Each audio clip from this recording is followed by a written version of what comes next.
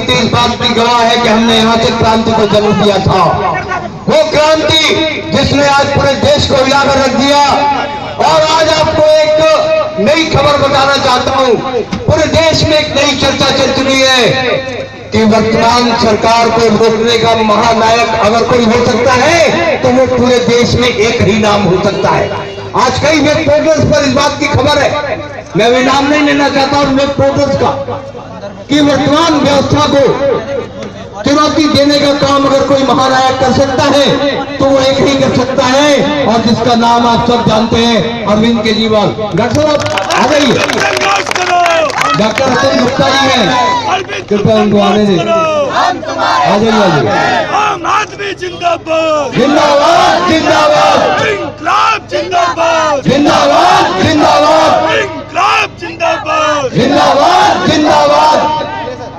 महिला सुरक्षा सुनिश्चित करो, सुरक्षित करो, सुरक्षित करो, महिला सुरक्षा सुनिश्चित करो। सुरक्षित करो। दिल्ली में कांड के बाद कांड होते गए और ये सरकार वादों के बाद वादे करती गई, लेकिन हर बार की तरह सारे के सारे वादे खोखले साबित हुए। और आप देखें कि आज हमारे कार्यकर्ता सबसे पहले थाने पर प्रदर्शन करने पहुंचे। ठंड की कोई परवाह नहीं की, लाठियों की कोई परवाह नहीं की, सारे के सारे एकजुट होकर के दिल्ली में महिला सुरक्षा के मुद्दे पर जनता को जगाने के लिए पहुंच गए, क्योंकि ये मुद्दा ही हमने उठाया था। और याद करो, पूरे 49 दिन की सरकार में पूरी दिल्ली में एक भी ऐसा कांड नहीं होने दिया था हमारी सरकार ने, एक भी ऐसा कांड नहीं होने दिया। जरा सा एक मामला सामने आया और मुख्यमंत्री सड़कों पर जाकर के सो गया। देखा था कोई ऐसा मुख्यमंत्री? नहीं देखा। और आज के हमारे नेता हैं, 2 मिनट के लिए आएंगे, कैमरे पर दुख जताएंगे, मुआवजे की घोषणा करेंगे और फिर अगले कांड तक के लिए चुप होकर के बैठ जाएंगे। क्या इसीलिए हम इन सरकारों को चुनते? मित्रों, परिवार मेरा भी, परिवार आपका भी, सभी का है। कोई, मैं पूछना चाहता हूं यहां जितने भी लोग खड़े, कोई भी तथाकथित नेता क्या उस परिवार से जाकर के मिला भी तक? कैमरे पर बयान देने से कुछ नहीं होता, खोखले वादे करने से कुछ नहीं होता। कानून बदल दिया गया, लेकिन उस कानून का क्या फायदा जो सिर्फ और सिर्फ किताबों के पन्ने तक सीमित रहे। इसलिए हमें यहाँ इकट्ठा होना पड़ता है, इसलिए हमें मसान जुलूस निकालने पड़ते हैं, ताकि सरकारें जो सोई हुई हैं वो झकझोर करके जगाई जा सके। और मुझे पूरा विश्वास है कि उपस्थित जनसमूह के गले से अब जो आवाज निकलेगी वो सीधे सीधे केंद्रीय गृह मंत्रालय के केंद्रीय गृह मंत्री महोदय के उन बंद दरवाजे तक पहुंचेगी जिन्होंने आज अपने दरवाजे भी नहीं खोले। इंकलाब जिंदाबाद, इंकलाब इंकलाब इंकलाब, जाग गया भाई, जाग गया, जाग गया भाई, जाग गया, जाग गया भाई, जाग गया। हमारे बीच में हमारे राष्ट्रीय नेता प्रवक्ता श्री संजय सिंह जी हैं, हमारे बीच में दिल्ली प्रदेश के सचिव और एक और राष्ट्रीय प्रवक्ता भाई दिलीप पांडे जी हमारे बीच में मौजूद हैं। हमारे निवर्तमान विधायक श्री महेंद्र यादव जी हमारे बीच में मौजूद हैं। मैंने आवाज भी दी है कि जो भी हमारे निवर्तमान विधायक यहाँ मौजूद हैं कृपया इधर की तरफ आ जाएं। और मैं जानता हूं कि आप सब ओजस्वी वाणियों को सुनने के लिए आपके कान तरस रहे हैं, तो अगर सभा की आज्ञा हो तो मैं आवाज देना चाहूंगा एक ओजस्वी वाणी को। हमारे दिल्ली प्रदेश के सचिव आदरणीय श्री दिलीप पांडे जी आपसे मुखातिब होंगे। एक बार और जोरदार नारा लगाएंगे, इंकलाब माता के। पहले लड़ाते गौरव से, शुक्रिया रमेश भाई। आज अब से ठीक 2 साल पहले हम सब यहाँ इकट्ठा हुए थे। एक तकलीफ थी, एक डर था उस दर्द को आवाज देने के लिए हम सब यहाँ दिसंबर 2012 में जब निर्भया कांड हुआ था, तमाम साथी यहाँ जंतर मंतर की धरती पर इकट्ठा हुए थे। दोस्तों, आज इस घटना को 2 साल बीत चुके हैं। दिसंबर 2012 से दिसंबर 2014 हो गया। सरकार बदल गई, निजाम बदल गए, पर बयान अब भी वही आते हैं, बातें अब भी कानों को वही सुनाई पड़ती है जो पहले सुनाई पड़ती थी कि बहुत दुख है कि बलात्कार हुआ, बहुत तकलीफ है, हम इसकी निंदा करते हैं, हम शोकाकुल हैं और कड़े कदम उठाए जाएंगे। दोस्तों, जब निर्भया कांड हुआ था, पूरा देश आंदोलित हुआ था। दिल्ली का हर संवेदनशील नागरिक, हर जिम्मेदार नागरिक अपने स्तर पे आंदोलन की उस आवाज में अपनी आवाज मिला रहा था, क्योंकि सबके सीने में दर्द यही था कि शाम को अंधेरे में या दिन के उजाले में कभी भी हमारे घर की मां, बहन, बेटियां जब बाहर निकले तो घर में जो लोग बैठे हैं उनके जहन में कोई चिंता ना हो, वो इस सोच से व्याकुल ना हो कि वो शाम को सकुशल ठीक से सेफली घर वापस लौटेंगे या नहीं। इस दर्द की आवाज बने थे हम लोग दिसंबर 2012 में, और दुर्भाग्यपूर्ण है कि वो तकलीफ अब भी कम नहीं हुई। सरकार बदल जाती है लेकिन आवाजें वही आती रहती हैं। आपको याद दिलाना चाहूंगा, अप्रैल 2013 में निर्भया कांड के कुछ महीनों बाद भारतीय जनता पार्टी के राष्ट्रीय अध्यक्ष थे माननीय राजनाथ सिंह जी। उन्होंने बयान दिया था कि अगर दिल्ली के अंदर कोई रेप जैसी घटना होती है, जघन्य अपराध होता है, तो इसके लिए सिर्फ और सिर्फ केंद्र सरकार जिम्मेदार है। विधि का विधान देखिए, समय का ऐसा चक्र चला कि जिस कुर्सी पे उस वक्त वो उंगली उठा रहे थे, आज की तारीख में वो खुद उस कुर्सी पे बैठे हुए हैं, और जब पूछा जाता है कि मंत्री जी क्या कह रहे हैं आपका इस घटना के ऊपर, तो किसी थाने के एसएचओ की तरह एक रिपोर्ट दे देते हैं कि हाँ घटना हुई है, पुलिस अपना काम कर रही है, हम भी इसको लेके तकलीफ में हैं, अपनी संवेदनाएं व्यक्त कर रहे हैं और कार्रवाई होगी। बल्कि इससे अच्छी और डिटेल रिपोर्ट तो एसएचओ ले देता है थाने का। इस उम्मीद के साथ आपकी सरकार नहीं बनी थी प्रचंड बहुमत वाली केंद्र में। आप इस देश की जनता की उम्मीदों की सरकार है। ऐतिहासिक चुनाव के बाद जो ऐतिहासिक रिजल्ट आए, उसमें आप जैसे नेताओं से ऐतिहासिक उम्मीदें की जाती हैं। इस देश की जनता उम्मीद करती है कि आप सिर्फ चेहरे बदलने वाली सरकार नहीं साबित होंगे, आपके एक्शंस में आप जो कदम उठाएंगे उनमें भी बदलाव दिखेगा इस देश की जनता को। तो बड़े अफसोस के साथ कहना पड़ रहा है कि ऐसा कुछ हमें नहीं दिखाई दे रहा है। दोस्तों, एक छोटी सी चिंता थी मेरे मन में। आज प्रेस कॉन्फ्रेंस हुई, उसमें मैंने अपनी ये चिंता रखी, और इस चिंता को मैं छोटी इसलिए कह रहा हूं कि जो राजनीतिक हालात हैं, इन हालातों में आपने गौर किया होगा, वित्त मंत्री जी थे, अभी एक प्रेस कॉन्फ्रेंस कर रहे थे, उनसे पूछा गया कि इस रेप की घटना पर आपका क्या कहना है। उन्होंने कहा नहीं, मैं सिर्फ प्लानिंग कमीशन के बारे में बात करूंगा, रेप की इस घटना के बारे में बात नहीं करूंगा।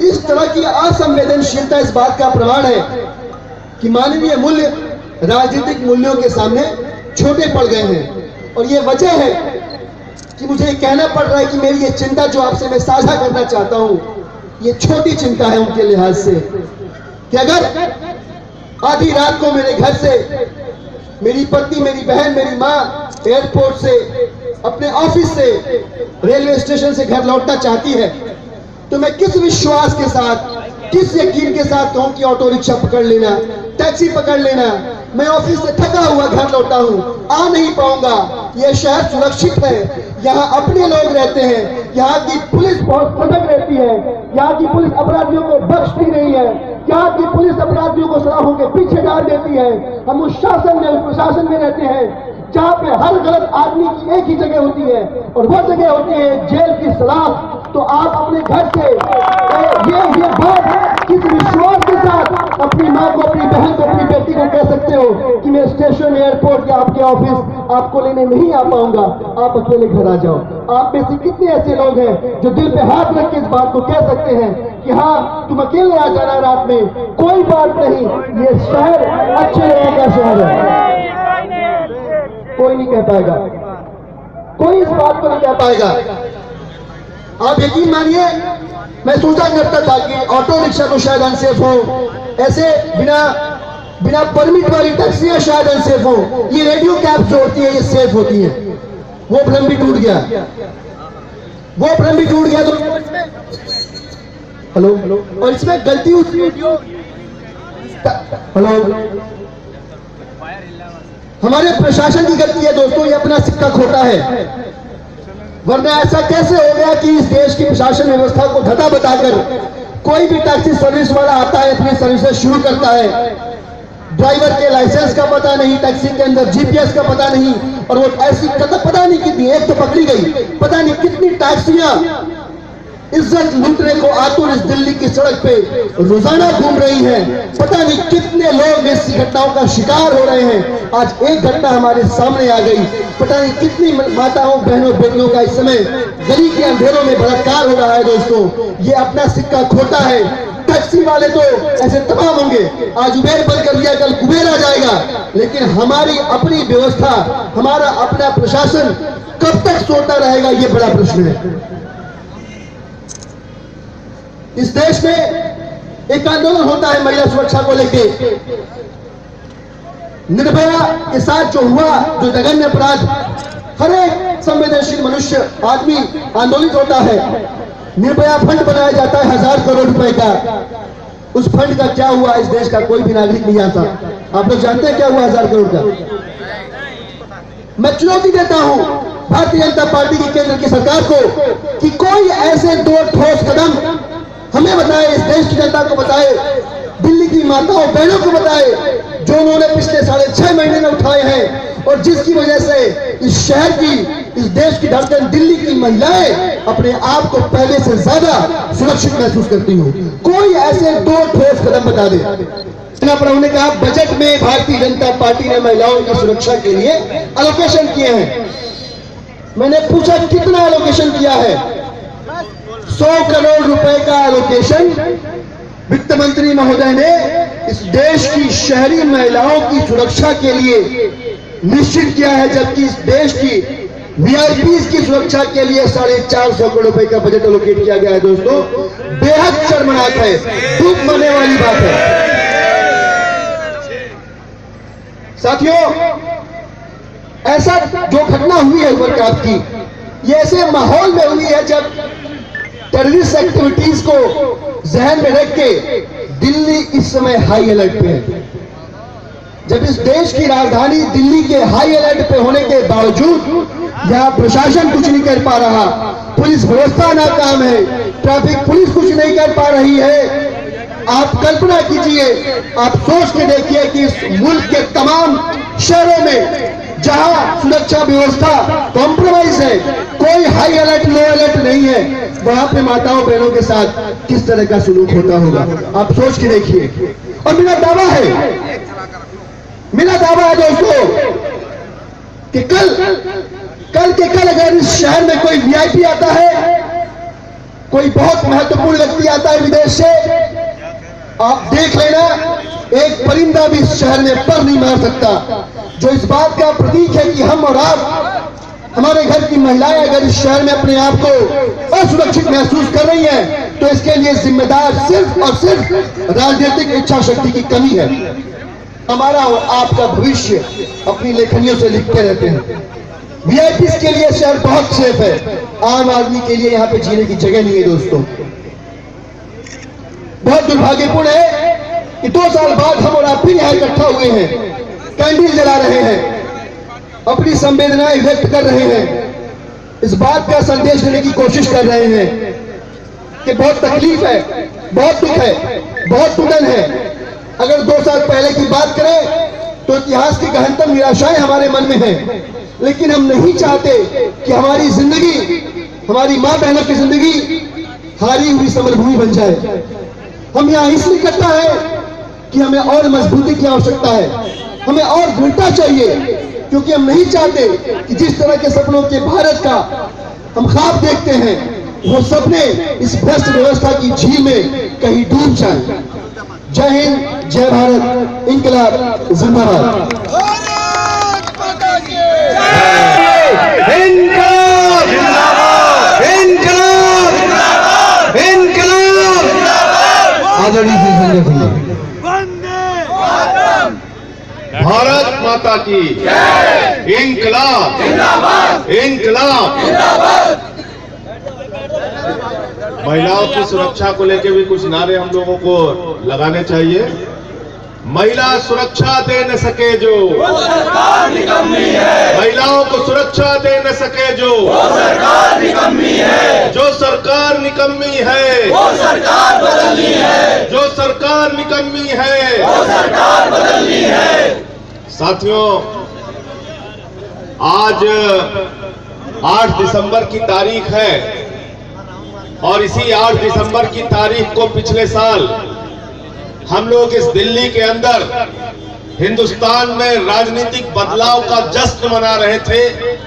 28 सीटें आम आदमी पार्टी ने जीती थी और देश के अंदर ये संदेश गया था कि दिल्ली से बदलाव की राजनीति शुरू हो गई है। और वो आज ही का दिन था, 8 दिसंबर का।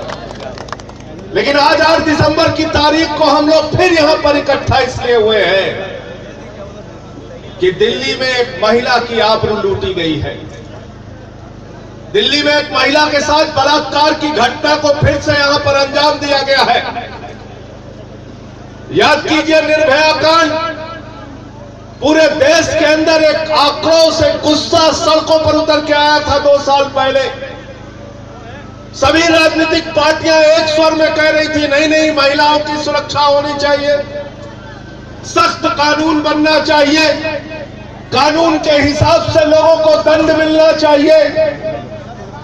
लेकिन 2 साल बीत जाने के बाद मैं आज ये कह सकता हूं कि इस देश में चाहे कांग्रेस पार्टी के नेता हो, चाहे भारतीय जनता पार्टी के नेता हो, चाहे देश के गृह मंत्री राजनाथ सिंह हो या प्रधानमंत्री नरेंद्र मोदी हो, महिलाओं के सुरक्षा पर सिर्फ कोरी बयानबाजी और बकवासबाजी करते हैं। उनको महिलाओं की सुरक्षा करना। मुझे याद है प्रधानमंत्री जी का भाषण 15 अगस्त को लाल किले से बोल रहे थे, स्वतंत्रता दिवस पर बोल रहे थे, कह रहे थे बेटों को तो जाने देते हो, बेटियों को रोकते हो, बेटियों की सुरक्षा चिंता का विषय। ऐसा लगा देश के प्रधानमंत्री को बेटियों की सुरक्षा की बड़ी चिंता हो गई है। हम लोगों को भी बड़ी खुशी हुई कि शायद देश की महिलाओं की, बेटियों की सुरक्षा के लिए प्रधानमंत्री जी कोई ठोस कदम उठाएंगे। लेकिन प्रधानमंत्री जी, पूरे देश की बेटियों की सुरक्षा तो छोड़िए, जिस दिल्ली में आप बैठे हैं संसद के अंदर, आपके नाक के नीचे महिलाओं का बलात्कार हो रहा है। शर्म आती है ऐसी सरकार पे और शर्म आती है आपके ऊपर। इस दिल्ली में जहां के लिए राजनाथ सिंह जी ने बयान दिया था 13 अप्रैल 2013 को, और ये कहा था कि अगर दिल्ली में बलात्कार की घटना होती है तो उसके लिए सीधे तौर पे केंद्र सरकार जिम्मेदार है। आज जब आम आदमी पार्टी के कार्यकर्ता उनके घर के सामने यह पूछने के लिए पहुंचे कि बताइए, दिल्ली में एक महिला के साथ बलात्कार की घटना हुई है, इसकी जिम्मेदारी आप लेते हैं कि नहीं लेते हैं, आप कार्रवाई करेंगे कि नहीं करेंगे, तो हमारे कार्यकर्ताओं को लाठियों से पीट के उनको थाने के अंदर बंद कर दिया गया। मैं कहना चाहता हूं राजनाथ सिंह जी से, मैं कहना चाहता हूं भारतीय जनता पार्टी से, मैं कहना चाहता हूं उस निकम्मी सरकार से कि आप एक नहीं 1000 बार हमारे ऊपर लाठियां चलाइए, हमको उठा के जेल में भेज दीजिए, लेकिन महिलाओं की सुरक्षा के सवाल पर हमारी लड़ाई बंद नहीं होगी, हमारी लड़ाई जारी रहेगी, हमारा संघर्ष जारी रहेगा। आपकी लाठियों और जेल से हम डरने वाले नहीं हैं। अभी तक मैं दिन में गया था और मैं सलाम करना चाहता हूं अपने उन साथियों को, अपने उन कार्यकर्ताओं को जिन्होंने बाहर करने गए। हमने कहा एक महिला है जिसका 8 महीने का बच्चा है, उसको घर जाने दो। वो एसीपी कहता है इसके लिए ऊपर के अधिकारियों से पूछना पड़ेगा। मैंने कहा तुम भी आईपीएस अधिकारी हो, निर्णय अपने स्तर से ले सकते हो। कहता नहीं ऊपर से पूछूंगा। वारे मोदी जी, यही अच्छे दिन है आपके, यही अच्छे दिन है कि एक महिला का 8 महीने का बच्चा घर पे रो रहा है, आप उसकी मां को थाने में बंद करके और अपनी दादागिरी दिखा रही है दिल्ली की पुलिस। ये काम आप करना चाहते हैं? अभी भी हमारी महिला कार्यकर्ता सारी की सारी बंद है, थाने में उनको बैठाए रखा गया है। शाम का वक्त हो गया, उनके सुरक्षा की चिंता क्या देश के गृह मंत्री को है? क्या किसी ने अब तक उनके बारे में सोचा या विचार किया या उनके छोड़ने की कोई कार्रवाई हुई? मैं ये कहना चाहता हूं, दिल्ली पुलिस के लोग और अगर एलआईयू के लोग वो सरकार निकम्मी है, महिलाओं को सुरक्षा दे न सके जो वो सरकार निकम्मी है। महिला की जाति आजादी, महिला की जाति आजादी, महिला की जाति आजादी, हम लेके रहेंगे आजादी, आजादी, हम हमसे लेंगे आजादी, आजादी, हम लेके रहेंगे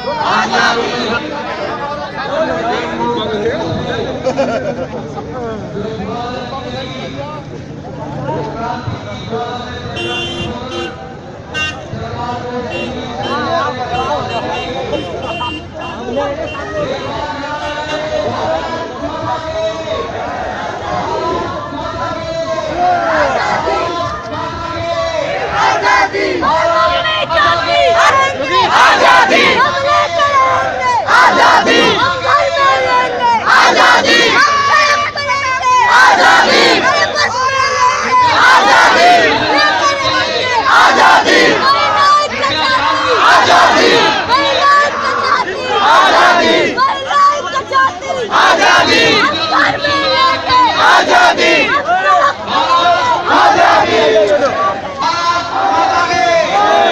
महिला सुरक्षा जो दे न सके, महिला सुरक्षा जो दे न सके, महिला सुरक्षा जो दे न सके, जो सरकार निकम्मी है, जो सरकार निकम्मी है, कृपया अनुशासन बनाए रखे, कृपया अनुशासन बनाए रखे, शांतिपूर्ण प्रदर्शन।